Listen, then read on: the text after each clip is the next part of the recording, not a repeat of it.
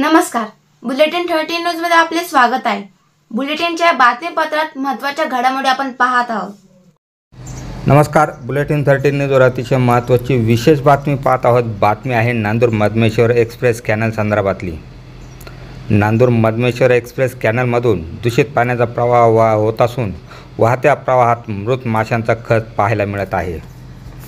नाशिकच्या नांदूर मधमेश्वर कालव्यातून वैजापूर व गंगापूर तालुक्यांना पिण्याच्या पाण्यासाठी आवर्तन सुरू आहे। मात्र या आवर्तनातून दूषित पाण्याचा प्रवाह होत असल्याचे येवला तालुक्यातील मालखेडा या ठिकाणी निदर्शनास आले। या पाण्यामध्ये मृत माशांचा खच देखील आढळून आला आहे। दरम्यान हे पाणी नमुने तपासण्यासाठी पाठवण्यात आले असून अहवाल आल्यानंतर पुढील निर्णय घेतला जाईल। असा सदरचे पाणी हे जनावरांसाठी देखील पिण्याचे योग्य नाही असे दिसून आले आहे। बुलेटिन 13 न्यूजसाठी समीर शिंदे, नाशिक।